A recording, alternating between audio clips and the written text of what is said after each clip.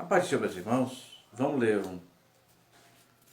dois versículos que se encontram na carta que Paulo escreve aos Romanos, capítulo 1, versículo 16 e 17 da carta que Paulo escreve aos Romanos, 16, capítulo 1, versículo 16 e 17, que Paulo diz: Porque não me envergonho do evangelho de Cristo, pois é o poder de Deus para a salvação de todo aquele que crê, primeiro do judeu e também do grego, porque nele se descobre a justiça de Deus de fé em fé.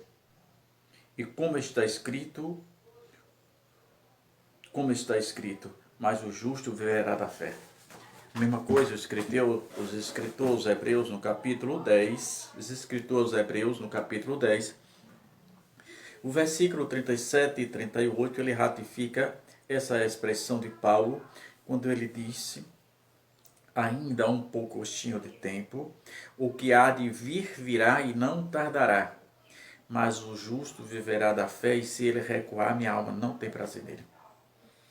Então a fé é o elemento indispensável da vitória.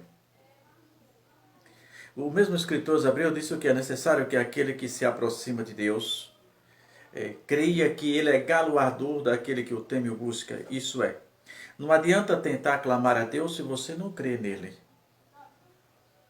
Buscar uma resposta quando você não acredita. Você está perdendo o seu tempo. É necessário que haja uma ligação entre aquele que bate e aquele que arde abrir a porta. Se o que bate a porta não tem fé, como que o outro irá abrir? Mas isso é possível. Nós temos dois exemplos na Bíblia que ratificam o que disse Paulo e aos escritores hebreus, que alguns acreditam que é a mesma pessoa, mas a Bíblia não diz. Então, no silêncio da Bíblia, quem sou eu para falar alguma coisa? Certo, dois centuriões, em duas situações diferentes, procuraram a Jesus. Um deles levou seu filho atormentado para os discípulos não puderam expulsar aquele demônio. E ele se aproxima de Jesus e diz assim: se tu podes fazer alguma coisa pelo meu filho.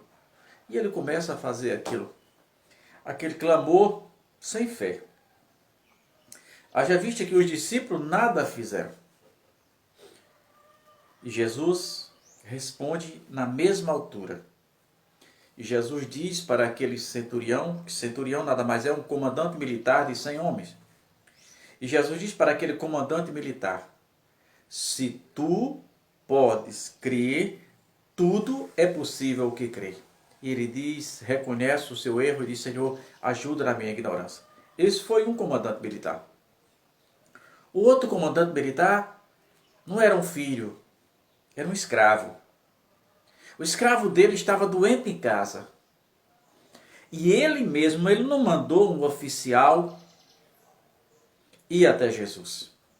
Ele mesmo passa o comando militar para outra pessoa, que a Bíblia não relata, mas certamente é que ele passou. E pelo que a Bíblia mostra, ele andou aproximadamente 24 horas da casa dele até onde Jesus se encontra. Pelo encontro dele com o servo, dá para subentender que ele caminhou aproximadamente 24 horas. E chegando até Jesus, e conta a história do seu servo, do seu criado. Não era um filho, era um servo, era um criado. Então, Jesus sabia daquilo tudo.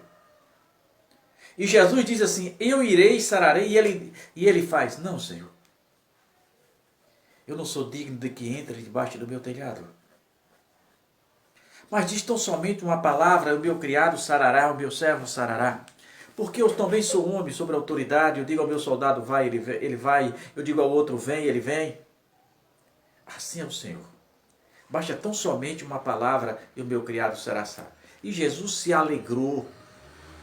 Que nem mesmo em Israel Jesus tinha visto uma fé daquele tamanho. E Jesus disse: vai, seja feito conforme a tua vontade. E diz a Bíblia que ele voltou na mesma hora.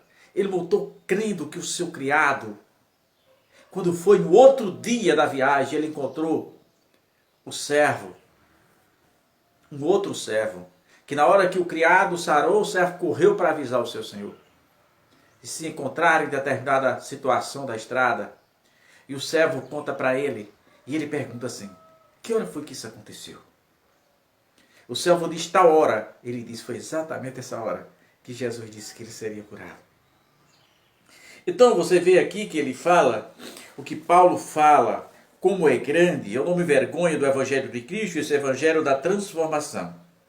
Esse Evangelho que quando a pessoa ouve e dá ouvido, ele muda o rumo da pessoa.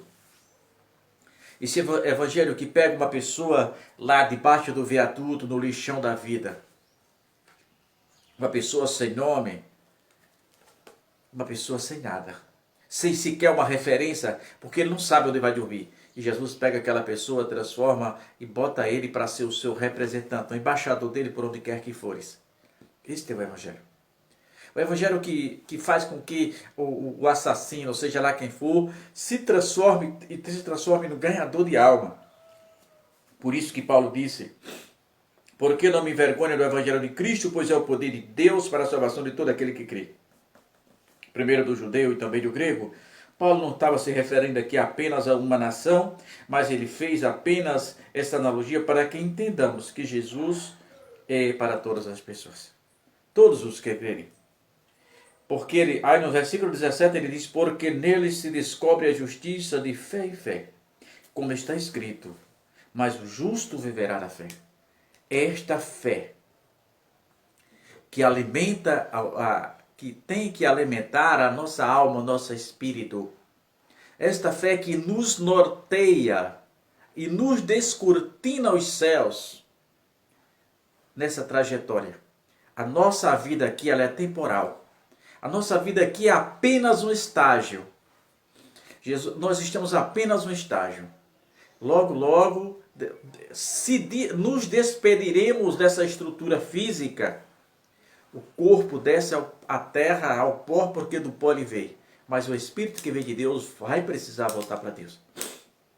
E eu já falei que a morte não é o fim. A morte é um encontro tipo Y em uma rodovia. E nesse encontro, a sua ida para a direita ou para a esquerda já não depende mais de você. A sua direita, depois da morte, a direita ou a esquerda, o caminho que há dali para frente, que é instantâneo, é automático, ele já não depende mais de você.